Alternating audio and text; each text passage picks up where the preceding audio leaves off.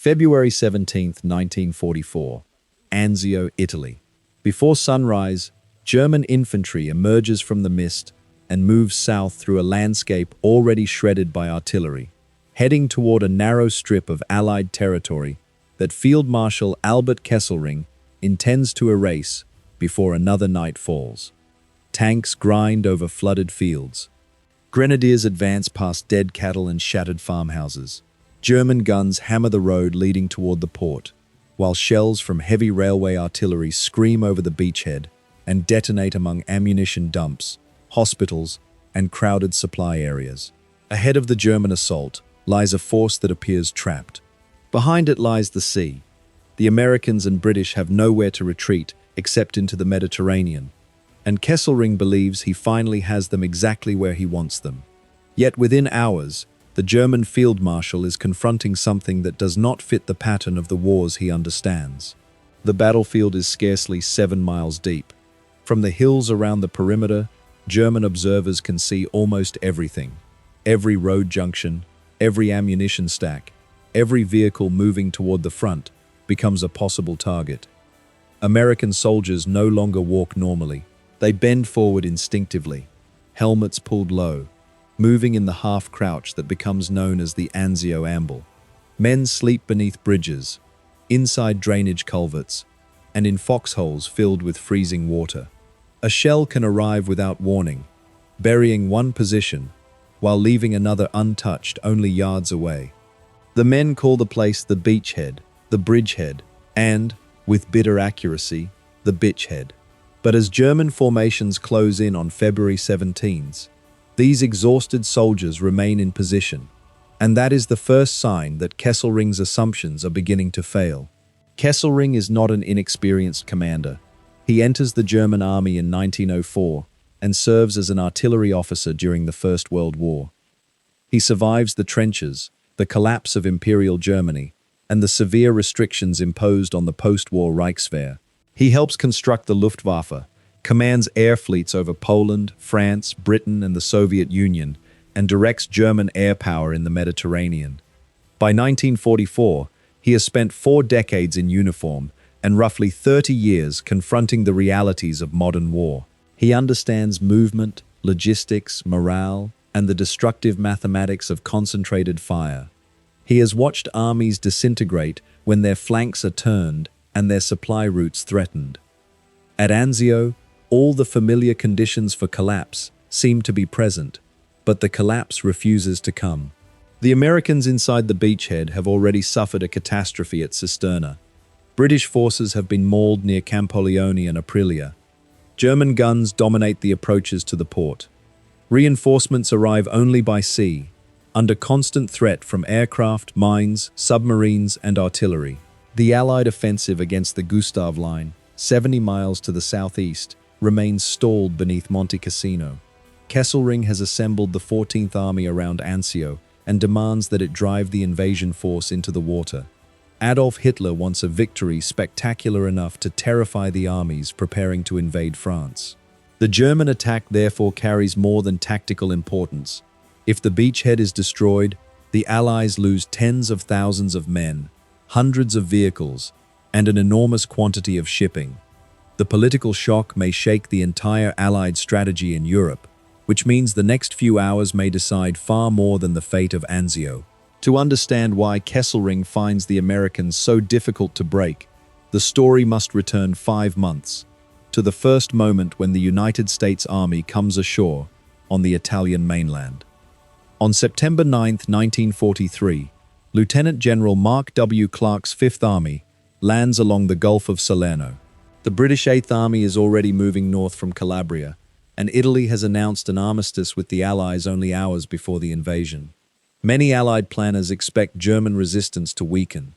Instead, German troops disarm their former Italian partners, occupy key positions, and prepare to fight for the peninsula without them. Kesselring does not see Italy as a lost ally that must be abandoned. He sees it as terrain capable of bleeding the Allies for every mile, and Salerno becomes his first attempt to prove it. Fifth Army is an Anglo-American formation. British 10th Corps lands north of the Sicily River, while Major General Ernest J. Dawley's U.S. 6th Corps comes ashore farther south near Paestum. The American assault is led by Major General Fred L. Walker's 36th Infantry Division, a National Guard formation from Texas, making its first amphibious landing and entering its first major battle. German aircraft attack the ships. Artillery fires on the beaches. Elements of the 16th Panzer Division hold strong points overlooking the plain and strike before the Americans can organize. The invasion force possesses overwhelming naval power, but the infantrymen at the waterline experience only dust, noise, machine gun fire, and the terrifying discovery that the enemy is waiting for them. The Salerno plain is divided by rivers, irrigation channels, villages, and steep hills rising inland. Clark's army lands across a front nearly 30 miles wide, and a dangerous gap opens between the British and American sectors. Kesselring and General Heinrich von Vietinghoff, commanding the German 10th Army, recognized the opportunity. German units arrived from the north and south. The Hermann Göring Division, the 15th and 29th Panzer Grenadier Divisions, and the 26th Panzer Division joined the battle. On September 13th, German armored columns strike toward the sea, hoping to split 5th Army and destroy each section separately. American positions along the Sale and Calare rivers begin to bend, and the situation approaches disaster. At Persano, German tanks break into the American rear. Headquarters personnel, cooks, drivers, and engineers suddenly find themselves close to the front. Batteries of the 45th Infantry Division and the 36th Infantry Division lower their guns and fire over open sights. Men who have never expected to confront armor watch German vehicles appear through smoke and dust. Clark considers contingency plans for evacuation, while some commanders prepare to move headquarters closer to the beaches. Yet American artillery crews refuse to abandon their pieces, and naval guns offshore begin firing with devastating accuracy. British and American warships place heavy shells onto German assembly areas, road junctions, and armored concentrations. The counterattack reaches its limit, but Kesselring has learned that bringing the Americans close to destruction does not necessarily make them accept it. Allied aircraft and naval fire help stabilize the beachhead. Reinforcements arrive, including elements of the U.S. 82nd Airborne Division. The 504th Parachute Infantry Regiment lands near Paestum, while the 505th Parachute Infantry Regiment drops into the American sector. The Germans withdraw, rather than remain exposed on the open plain beneath Allied guns. Salerno survives, but victory has not produced a breakthrough. The Allies capture Naples on October 1st and secure the Foggia airfield complex, giving their bombers access to targets in southern Germany, Austria, and the Balkans. Kesselring, however, is already pulling his forces toward the next rivers, mountains, and prepared positions, because Italy offers him something more valuable than a single battle. The peninsula is narrow, mountainous, and crossed by waterways that swell under autumn rain. Roads twist through valleys, where demolitions can halt entire columns. Every stone village can become a fortress. German engineers destroy bridges, crater roads, minefields, and demolish buildings. From the Volturno River to the Barbara and Bernhardt lines, the Allied advance becomes a struggle measured in ridges rather than miles. American units that trained for mobile warfare now climb slopes under mortar fire, carrying ammunition by hand because vehicles cannot follow. The rains begin. Mud traps trucks and tanks. Cold penetrates uniforms designed for a Mediterranean climate, and Kesselring prepares his strongest defensive position farther north. The Gustav line stretches across Italy from the Tyrrhenian coast to the Adriatic. Its western anchor is the Garigliano and Rapido River system. Behind those rivers rises Monte Cassino, crowned by a centuries-old Benedictine monastery, and overlooking Highway 6, the road leading through the Liri Valley toward Rome. General Fridolin von Senger und Etterlin commands 14 Panzer Corps in the Cassino sector. His formations include the 15th Panzer Grenadier Division and the 94th Infantry Division, with additional units available behind the line. The terrain channels any major Allied advance into a narrow corridor dominated by mountains, artillery observation posts, bunkers, mines, and flooded fields, and Kesselring expects the geography to fight alongside him. On January 17, 1944, British 10th Corps attacks across the Garigliano. The operation gains ground and alarms the German command. Kesselring sends the 29th and 90th Panzer Grenadier Divisions south from the Rome area to stabilize the threatened flank. This decision saves the Gustav line, but it also strips reserves away from the coast near Anzio. 2 days later, Clark orders US 2 Corps to attack across the Rapido River west of Cassino. Major General Jeffrey Keyes commands the corps. Walker's 36th Infantry Division receives the mission, although Walker warns that the river, mud, mines, and German observation make success unlikely. The attack proceeds because it is supposed to hold German forces in place, while another operation begins behind them. But first, the Texans must enter one of the campaign's deadliest traps. On the evening of January 20, the 141st and 143rd Infantry Regiments carry wooden and rubber assault boats toward the Rapido. German artillery destroys many boats before they reach the water. The river is only 25 to 50 feet wide in places, but its steep banks, fast current, and mined approaches turn it into a barrier of extraordinary strength. Men struggle across beneath machine gun fire. Engineers attempt to build bridges while shells smash equipment and sever telephone lines. Smoke and fog interfere with American observation, while German gunners on higher ground fire into the crossing sites. Small groups reach the far bank, but tanks and anti-tank guns cannot follow, and every hour tightens the noose. Clark orders the attack renewed on January 21st. Approximately 250 men of the 143rd Infantry reach the German side during one effort, but bridges are destroyed and reinforcements cannot cross. The 141st Infantry establishes another fragile bridgehead, only to be cut apart by artillery and counterattacks. By evening on January 22nd, nearly every officer in the trapped force is dead or wounded. About 40 men escape by swimming. Most of the remaining assault troops are killed or captured. In 2 days, the 36th Infantry Division suffers 1,681 casualties, while German losses remain comparatively light. The Rapido has become the bloody river, yet the disaster is only the southern half of a far larger gamble. At 2 o'clock in the morning on January 22, 1944, Major General John P. Lucas's U.S. 6th Corps lands at Anzio and Nettuno, approximately 35 miles south of Rome and well behind the Gustav line. Operation Shingle is intended to threaten the German rear, force Kesselring to abandon Cassino, and open the road to the capital. Lucas commands the U.S. 3rd Infantry Division under Major General Lucian K. Truscott, the British 1st Infantry Division under Major General Ronald Penny, Derby's Ranger Force, the 509th Parachute Infantry Battalion, elements of the 504th Parachute Infantry Regiment, and supporting armor, artillery, and engineers. The landing achieves almost complete surprise, and for a few hours the road inland lies frighteningly open. The Rangers seize Anzio. The 509th Parachute Infantry Battalion takes Nettuno. The 3rd Infantry Division moves inland on the southern flank, while British troops establish positions to the north. Allied aircraft fly approximately 1,200 sorties over the landing area. By midnight, more than 36,000 men and 3,200 vehicles are ashore, representing about 90% of the invasion force. D-Day casualties are astonishingly light: 13 killed, 97 wounded, and 44 missing. Allied troops capture 227 German defenders, and the port begins receiving landing ships that same afternoon. It appears to be the kind of operational surprise that can end a campaign, but the Americans now pause at the exact moment Kesselring begins to move.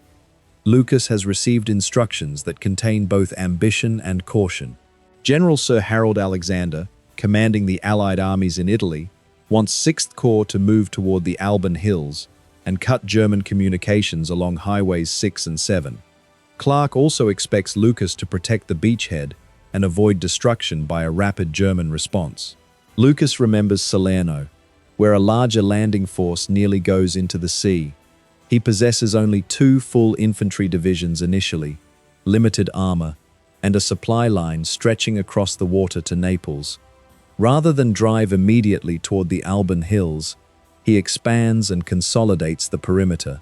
The decision remains one of the most controversial of the war, because every hour used to strengthen the beachhead is also an hour Kesselring uses to surround it. Kesselring receives the first reports at approximately 3 o'clock in the morning. He is surprised, but not paralyzed. German planning has identified Anzio as a possible invasion site, and contingency orders already exist. Around 5 o'clock, he activates the emergency response known as Operation Richard. Mobile battle groups from the 4th Parachute Division and the Hermann Göring Division move to block the routes toward Campoleone, Cisterna, and the Alban Hills. General Eberhard von Mackensen's 14th Army headquarters takes command of the developing front. Kesselring requests divisions from France, Germany, and the Balkans, while pulling formations from elsewhere in Italy, and the empty roads north of the beachhead begin filling with German columns. The speed of the German response is remarkable. Elements of the 65th and 362nd Infantry Divisions move south from northern Italy. The 26th Panzer Division and parts of the 29th and 90th Panzer Grenadier Divisions shift toward Anzio. The 715th Infantry Division arrives from southern France. The 3rd Panzer Grenadier Division, the 4th Parachute Division, and the Hermann Göring Formation contribute infantry, tanks, artillery, and anti-tank weapons. Trains travel by night. Vehicles hide during daylight beneath trees and inside villages to avoid Allied aircraft. German engineers establish positions around every road leading inland, and what begins as a thin emergency screen rapidly becomes a tightening ring. Between January 24th and 25, the British 1st Division moves toward Campoleone and captures Aprilia, a collection of red brick buildings known to Allied troops as the Factory. The US 3rd Infantry Division probes towards Cisterna, while the 504th Parachute Infantry Regiment advances near the Mussolini Canal. Resistance stiffens. By January 26, Truscott's men are within roughly 3 miles of Cisterna, but Sieck's corps halts for consolidation. Allied strength continues growing. The remainder of the US 45th Infantry Division and additional elements of the 1st Armored Division come ashore. The beachhead eventually contains more than 61,000 Allied soldiers, but the Germans are building faster, and their defensive cordon is almost complete. Kesselring judges that the Allies dislike risk and that Lucas's hesitation proves it. Yet this conclusion contains a dangerous contradiction.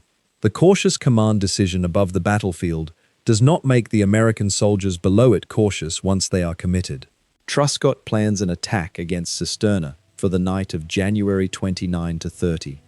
Colonel William O. Darby's 1st and 3rd Ranger Battalions are ordered to infiltrate through German positions, enter the town before dawn, and hold it while the 3rd Infantry Division attacks from the south. The Rangers have fought in North Africa and Sicily. They specialize in raids, night movement, surprise, and violence at close range. What they do not know is that Kesselring has just reinforced the very ground they must cross.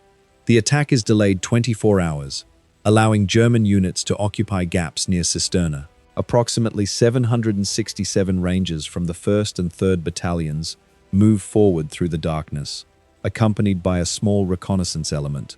They travel in drainage ditches to avoid roads and strong points. The columns pass German positions without being detected, but the movement is slow. Dawn begins to reveal the flat fields before they can seize the town. German troops from the Hermann Göring and 715th Divisions close around them, supported by armor, mortars, machine guns, and artillery. Surprise has changed sides, and the Rangers are now isolated several miles behind the German line. Small Ranger groups enter buildings and farm compounds around Cisterna. Others shelter in ditches where tank fire tears through the banks. German armored vehicles move close enough for Rangers to attack with grenades and bazookas. Ammunition begins running low. Radios fail or cannot reach supporting artillery. Major Jack Dobson, commanding the 1st Ranger Battalion, attempts to organize resistance after Major Alvar Miller of the 3rd Battalion is killed. The Rangers fight through the morning and afternoon, sometimes allowing tanks to pass before attacking infantry behind them.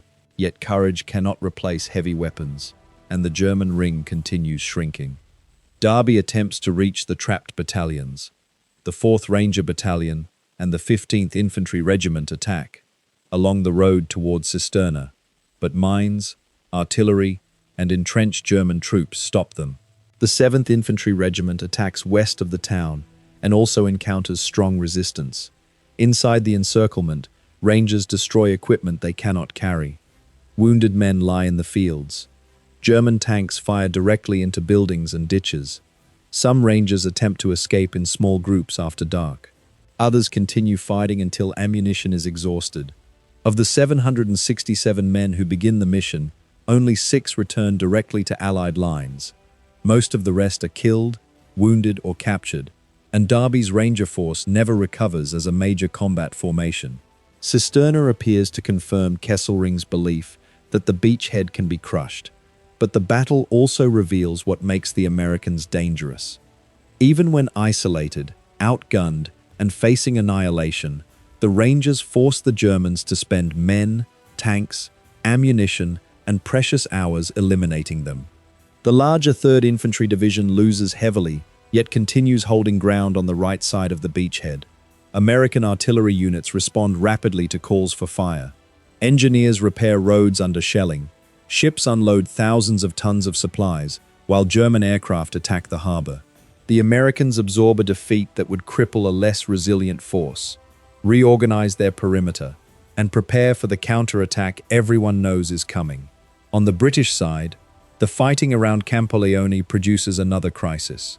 The British 1st Division advances along the Via Anziate and creates a narrow salient pointing north. German troops strike its sides. Farmhouses become fortified islands surrounded by mud, wire, and minefields.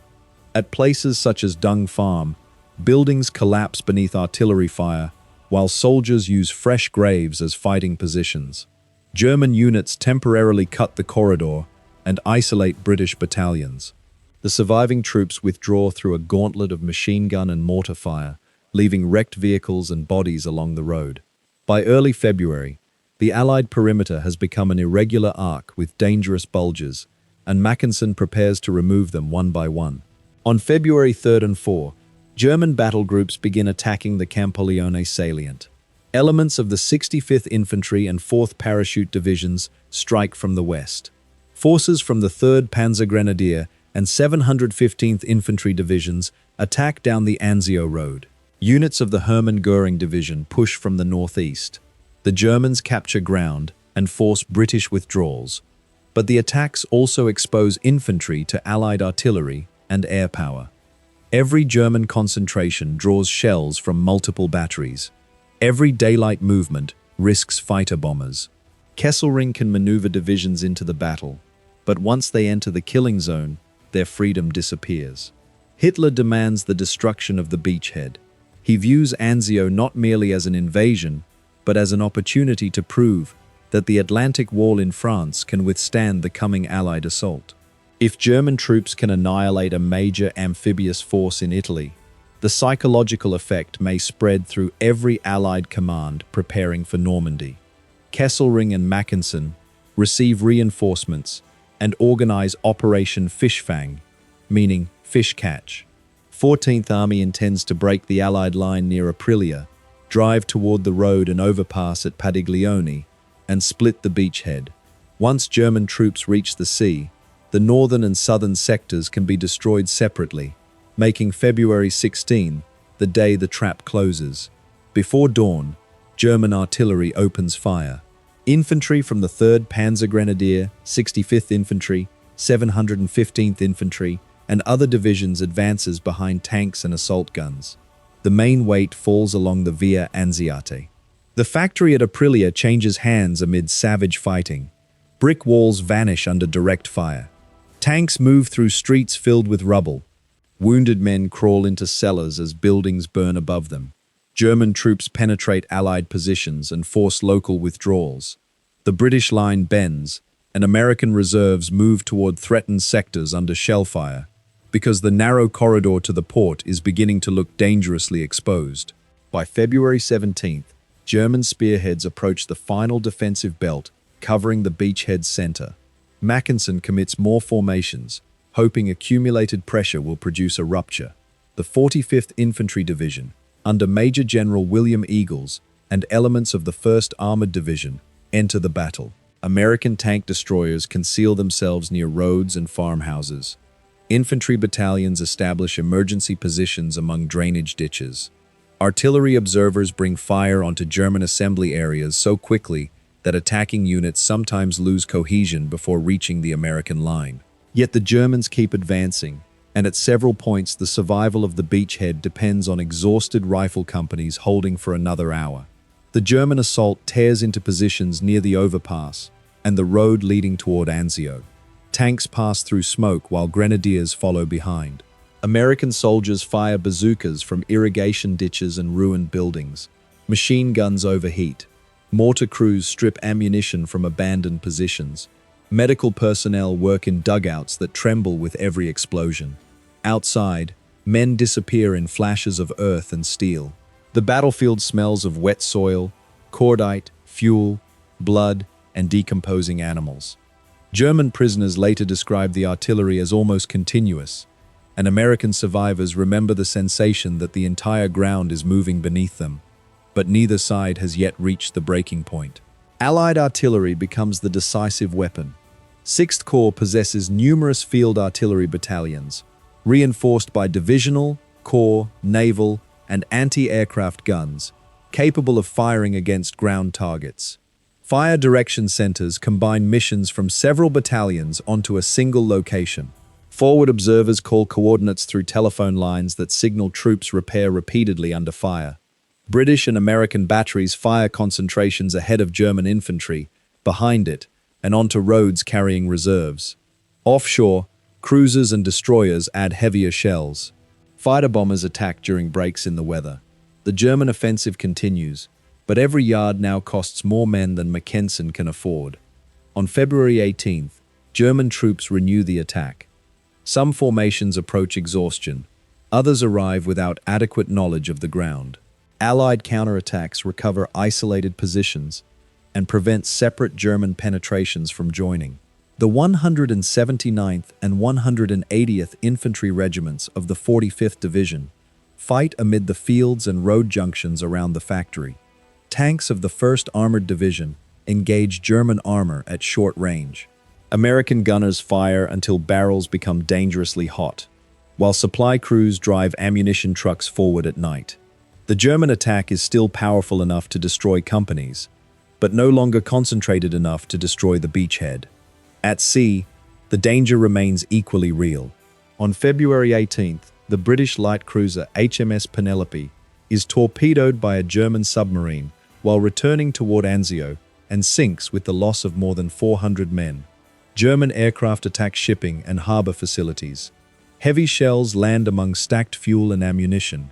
The railway guns nicknamed Anzio Annie and Anzio Express send massive projectiles from the Alban Hills, each arrival announced by a distant roar, followed by a few seconds of helpless waiting.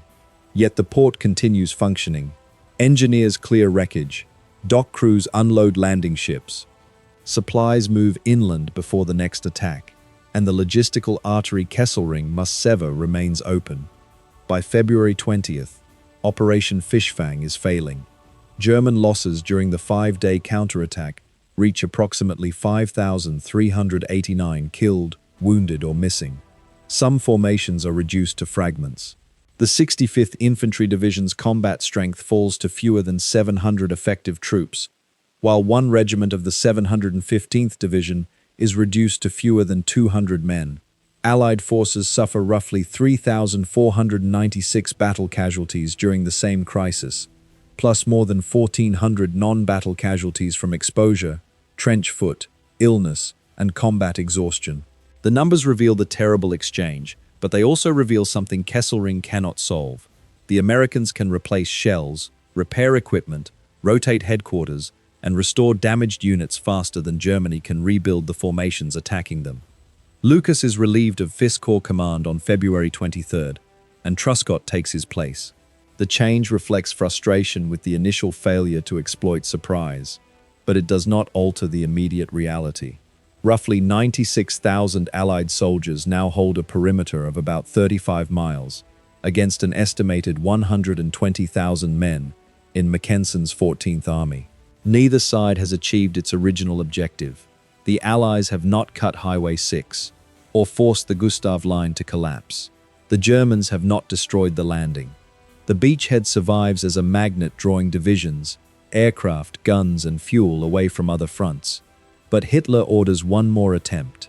At midnight on February 28th, German artillery begins another offensive, this time against the US 3rd Infantry Division near Cisterna. LXX-5 Panzer Corps employs the 114th Jaeger Division, 362nd Infantry Division, 26th Panzer Division, and Hermann Göring formation, with the 29th Panzer Grenadier Division, ready to exploit a breakthrough toward Nettuno and Anzio. Truscott anticipates the attack. He strengthens the line, positions reserves, and ensures that each major unit retains troops capable of counterattacking.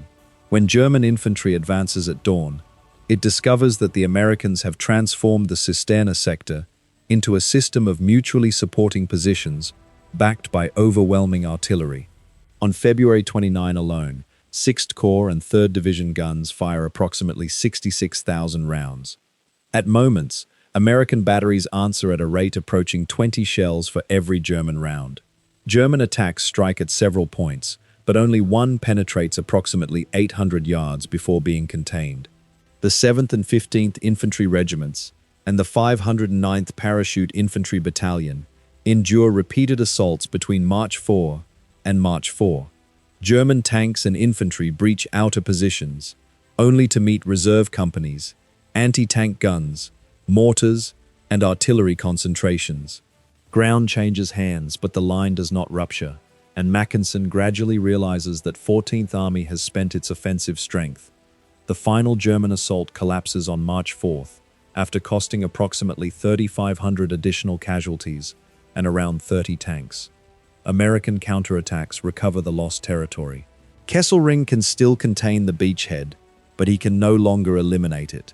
The distinction is strategically enormous. Germany has concentrated about 10 divisions around Anzio and kept others tied to the Gustav line. Units that might strengthen France before Operation Overlord remain in Italy. Fuel, ammunition, vehicles, and replacements flow south into a campaign Hitler considers secondary but refuses to abandon. Kesselring has demonstrated extraordinary skill in building a front from almost nothing, yet the Americans have denied him the decisive result his entire method requires. The difference is not that American troops never fail. The Rapido crossing is a disaster. The Rangers are destroyed at Cisterna. The advance toward Campoleone collapses. American commanders argue over missions, underestimate German strength, and sometimes waste opportunities. What makes the campaign so difficult for Kesselring is the way failure is absorbed. A shattered battalion does not automatically shatter the division. A lost position triggers artillery fire, engineering work, resupply, and a counterattack. Junior officers assume command when senior officers fall. Sergeants reorganize survivors. Artillery observers connect isolated foxholes to guns miles behind them. The American system can suffer a tactical defeat without allowing that defeat to become operational collapse, and Italy is forcing Kesselring to confront the full weight of that system. At Monte Cassino, the pattern repeats on a larger scale. The US 34th Infantry Division attacks north of the town in late January and early February, climbing steep slopes toward German positions on Monte Castellone and the heights overlooking the monastery. Battalions lose heavily. Supply lines become chains of men and mules carrying ammunition, water, and food along exposed mountain tracks. The Americans come close to reaching the abbey from the north, but cannot sustain the advance. When the division is withdrawn, some infantry battalions have lost the majority of their combat strength. Yet replacements arrive, artillery remains active, and other Allied formations prepare to continue the battle. On February 15th, Allied bombers destroy the monastery at Monte Cassino, after commanders conclude, incorrectly, that German troops may be using it as an observation post. The rubble gives German paratroopers stronger defensive positions. The 1st Parachute Division, transferred into the Cassino sector, occupies the ruins and surrounding ground. Indian and New Zealand troops attack repeatedly and suffer severe losses. Kesselring's defenders demonstrate discipline, concealment, and local counterattack skill. But every successful defense consumes ammunition and men Germany struggles to replace, while the Allied command keeps assembling another attempt. On March 15, 514 medium and heavy bombers, supported by roughly 300 fighter bombers and 280 fighters, attack Cassino. During the afternoon, 746 artillery pieces fire approximately 200,000 rounds into the town and surrounding positions. More than 1,000 tons of explosives churn streets into craters and reduce buildings to heaps of stone. When New Zealand and Indian infantry move forward, German paratroopers emerge from cellars and bunkers. Tanks become trapped among rubble. Infantry units lose contact in the dust. After days of fighting and hundreds of thousands of additional shells, the attack fails, and Cassino remains in German hands. From Kesselring's headquarters, these defensive victories appear to validate his strategy. The Gustav line holds through January, February, March, and April. The Anzio beachhead remains contained. Rome is still under German control, yet the balance beneath the surface is changing.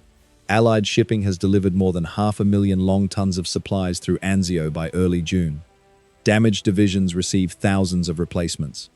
American factories continue producing guns, aircraft, vehicles, radios, bridging equipment, and ammunition in quantities Germany cannot match. Kesselring wins time, but the Allies are using that time to construct the force that will eventually overwhelm him. General Alexander reorganizes the front for Operation Diadem. The attack will no longer rely on a narrow thrust at Cassino. 20 divisions are assembled across a broad front. On the Allied left, Clark's Fifth Army places the US Second Corps near the coast, and the French Expeditionary Corps under General Alphonse Juin against the Urunsi Mountains. To the east, the British Eighth Army under Lieutenant General Oliver Leese positions British, Canadian, Indian, New Zealand, and Polish formations for the attack through the Liri Valley and around Monte Cassino. The goal is to break the Gustav line, drive toward the Hitler line, and link with 5th Corps at Anzio, after which Kesselring's armies may finally be trapped south of Rome. At 11 o'clock on the night of May 11th, nearly 1,600 Allied guns open fire. The darkness flashes from the coast to the mountains. French colonial troops move into terrain the Germans consider almost impassable. Moroccan Goumiers, Algerian and Tunisian infantry, and French mountain units penetrate the Urunsi Massif, turning positions that have resisted frontal assault for months. British and Canadian formations force crossings of the Rapido and Gari rivers. The Polish Second Corps under Lieutenant General Władysław Anders attacks the heights around Monte Cassino. Casualties rise quickly, but this time the assault is too broad for Kesselring to stop with a single reserve. The French breakthrough in the mountains begins unhinging the German right flank. US Second Corps, including the 85th and 88th Infantry Divisions, advances along the coastal sector. The 88th Division, one of the first American divisions composed largely of draftees to enter combat, proves aggressive and adaptable in its first major campaign. German strongpoints continue fighting, but Allied units bypass some positions and attack others from unexpected directions. Engineers bridge rivers under fire. Artillery shifts forward.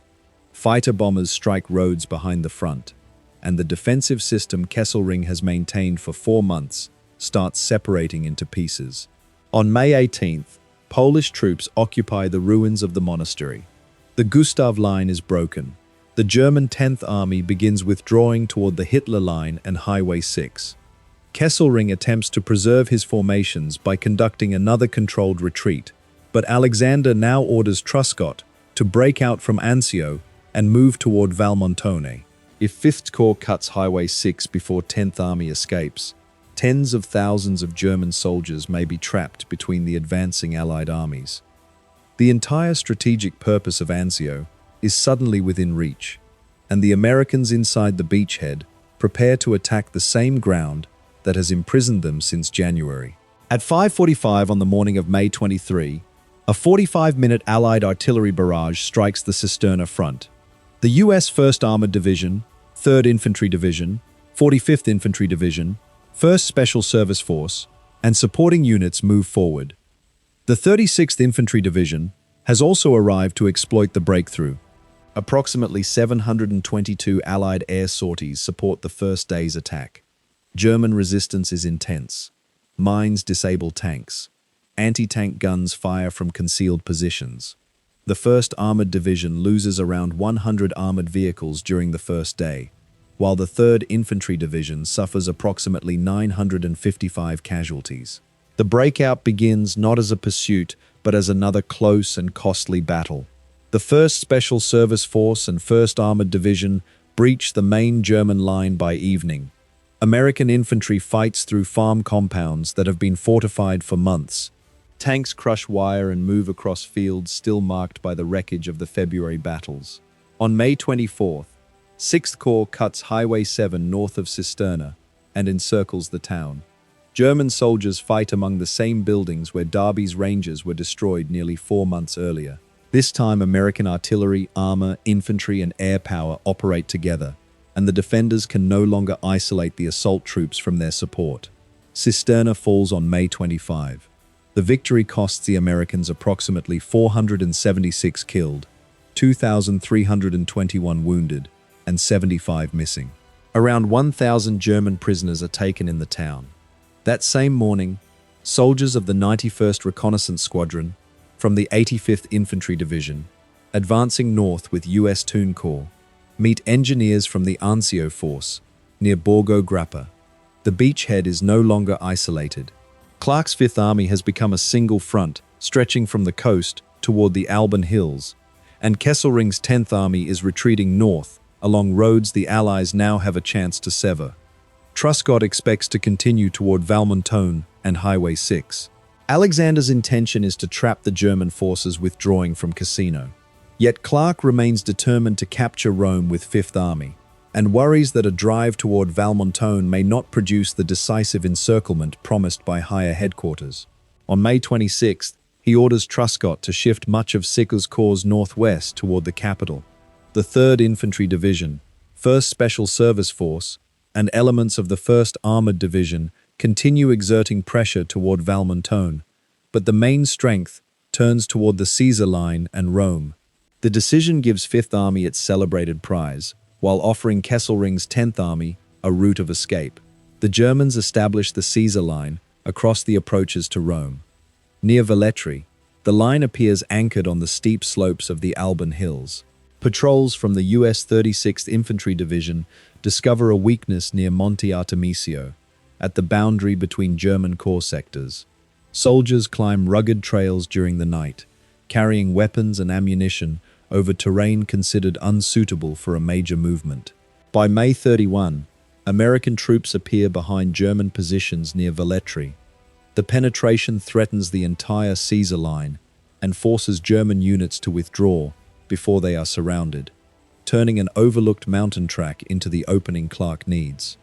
5th Army advances toward Rome from the south and southeast. German rearguards demolish bridges and block roads, but cannot establish another stable line.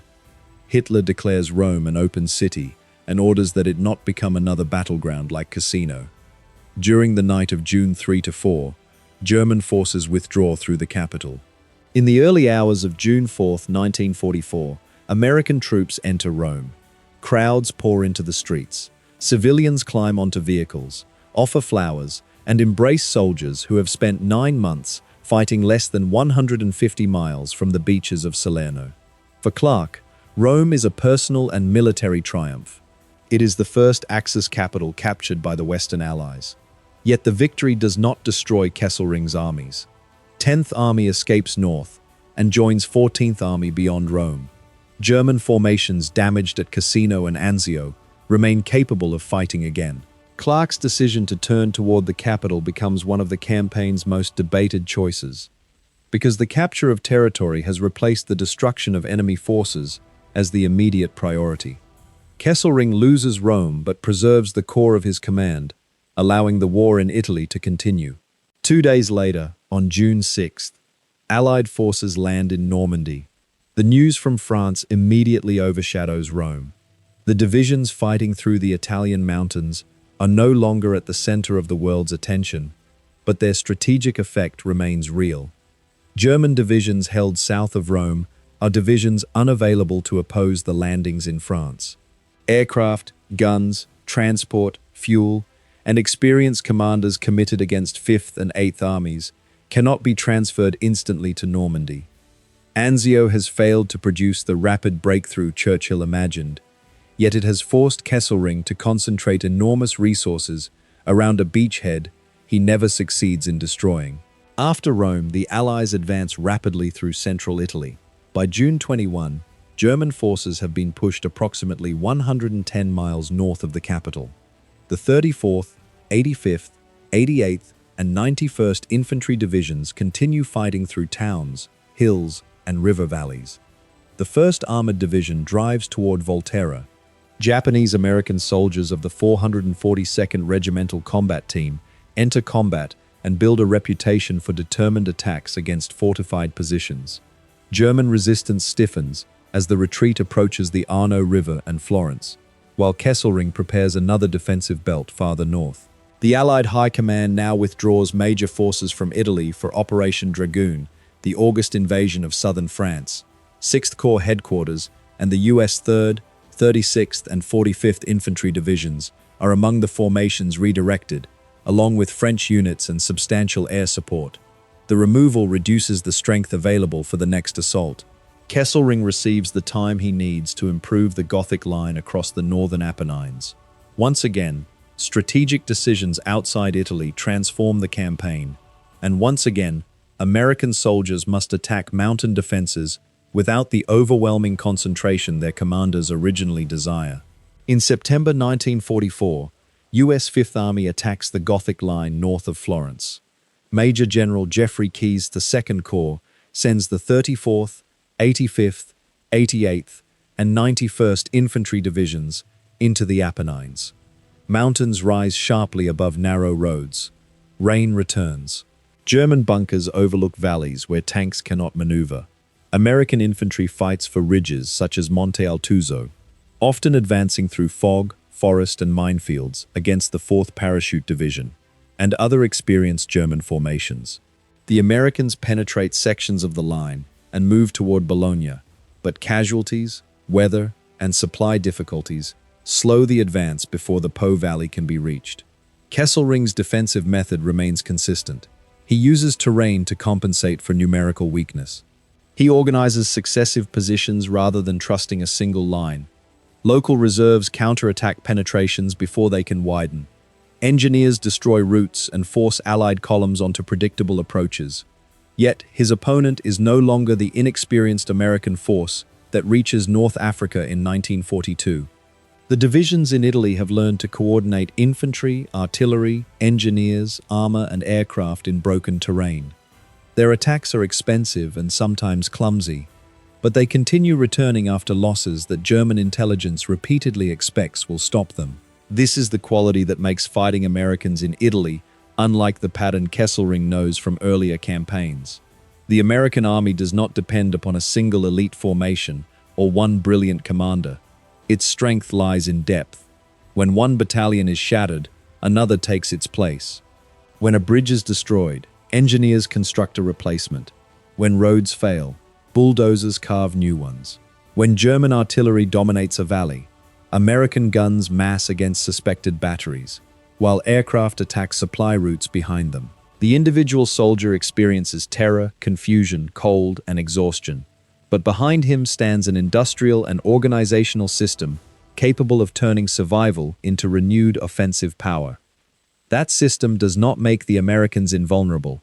At the Rapido, obedience to a flawed plan produces catastrophe. At Cisterna, faulty intelligence and misplaced confidence destroy 2 Ranger battalions. At Anzio, caution sacrifices the chance for immediate exploitation. Near Rome, command rivalry helps the German 10th Army escape. The American story in Italy is not a march of effortless superiority. It is a story of errors that cost thousands of lives, followed by an institutional refusal to stop learning, replacing, adapting, and attacking, which is precisely why Kesselring can win battle after battle without winning the campaign. The German defense also carries a moral reality beyond maps and operational skill. Kesselring commands not only soldiers fighting Allied armies, but an occupation regime engaged in brutal reprisals against Italian civilians and resistance fighters. In March 1944, after partisans kill 33 members of a German police unit in Rome, 335 prisoners and civilians are murdered at the Ardeatine Caves. Across Italy, German and fascist forces conduct anti-partisan operations that kill civilians and destroy villages. Kesselring issues and enforces orders encouraging severe retaliation, decisions that later contribute to his conviction by a British military court. His reputation as a talented defensive commander cannot be separated from the system he serves or the crimes committed under his authority.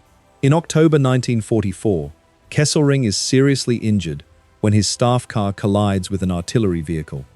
General von Vietinghoff temporarily assumes command. Kesselring returns in January 1945, but Germany's position is deteriorating everywhere. Soviet armies advance from the east. Western Allied forces approach the Rhine. Italy remains a long secondary front, yet hundreds of thousands of German troops are still committed there. The campaign Kesselring hopes will drain Allied strength has also trapped German strength in a theater from which escape is becoming impossible. On April 9, 1945, the final Allied offensive in Italy begins. 8th Army attacks east of the Apennines. 5th Army strikes south of Bologna.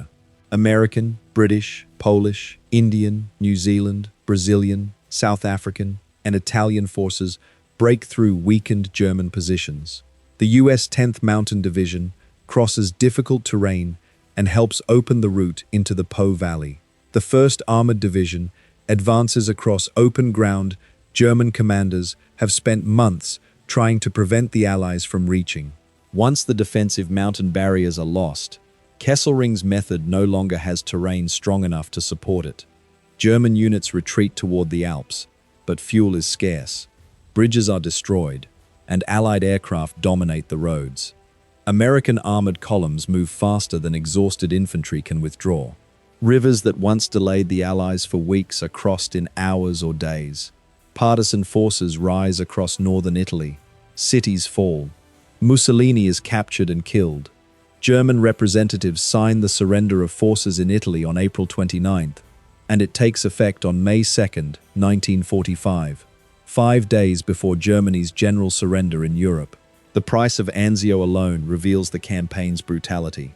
During 4 months, 6th Corps suffers more than 29,200 combat casualties. Approximately 4,400 killed, 18,000 wounded, and 6,800 captured or missing. It also records roughly 37,000 non-battle casualties caused by disease, exposure, trench foot, and combat exhaustion.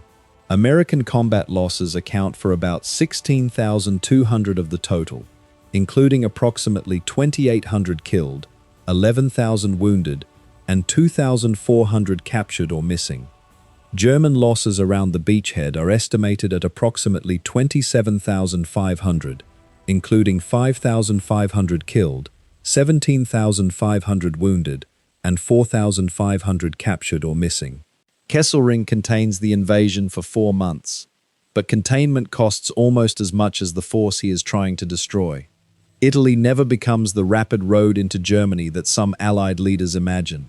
Its mountains, rivers, weather, and narrow valleys allow Kesselring to delay stronger armies with fewer men. The campaign contains missed opportunities, controversial decisions, command rivalries, and repeated frontal attacks against prepared defenses. Yet it also forces Germany to defend hundreds of miles of territory, abandon valuable airfields, lose an ally, and maintain large forces south of the Alps while crises multiply in France and the Soviet Union. The strategic effect is not a spectacular breakthrough, but an unrelenting drain Germany can no longer afford. For the Americans, Italy becomes a brutal military education. Divisions learn amphibious warfare at Salerno and Anzio, river crossings at the Volturno and Rapido, mountain combat at Cassino and the Gothic Line, urban fighting at Cisterna, and combined arms coordination under conditions for which few have trained. Junior leaders learn that plans collapse as soon as shells begin falling. Artillerymen learn to mass fire across organizational boundaries. Engineers learn that roads, bridges, ports, and drainage ditches can decide battles as surely as tanks. Infantrymen learn that courage is often nothing more dramatic than remaining in a flooded hole when every instinct demands escape. Kesselring begins the Italian campaign believing time, terrain, and disciplined defense can neutralize Allied superiority. For months, he appears correct. He delays the advance. He survives strategic surprise at Anzio. He holds Cassino through repeated offensives. He withdraws from Rome without losing his armies. But he cannot transform delay into victory, because every defensive success leaves him weaker, while the Americans return with more shells, more vehicles, more replacements, and more experience. His finest tactical achievements merely postpone the arrival of a force that becomes harder to stop each time it is bloodied. At Salerno, the Americans stand when German armor nearly reaches the sea. At the Rapido, survivors return from a destroyed bridgehead, and the division eventually fights again. At Cisterna, the Rangers are annihilated, yet the 3rd Infantry Division continues holding the front. At Anzio, troops endure months beneath guns that can observe almost every movement, then attack from the same trenches and break the ring around them. At Monte Artemisio, soldiers climb through terrain the enemy considers impassable and turn the Caesar line. These are not separate miracles. They are parts of one accumulating lesson. War is often described through the intentions of generals, but Kesselring's problem is created by thousands of people whose names rarely appear in operational histories. The artillery crew loading one more round, the engineer repairing a road at night, the radio operator restoring a severed line, the medic remaining with a wounded man during bombardment, the truck driver carrying ammunition toward flashes on the horizon, the lieutenant taking command after his captain is killed, the infantryman who is afraid, exhausted, and certain the next attack will fail, yet rises when the order comes. Together, they produce a form of endurance no map can fully measure. That is why the struggle in Italy becomes unlike the war Kesselring expects. The Americans can be surprised, outmaneuvered, and defeated locally. They can lose battalions, rivers, ridges, tanks, and opportunities. But tactical defeat does not reliably create strategic paralysis. The machinery behind the front keeps functioning, while the soldiers at the front keep learning. Kesselring repeatedly pushes them to the edge of disaster and discovers that the edge is not the same as collapse. On February 17, 1944, at Anzio, the Germans believe the sea has trapped the Americans. Instead, the beachhead reveals that the most dangerous army is not the one that never breaks, but the one that breaks, rebuilds, and comes forward again.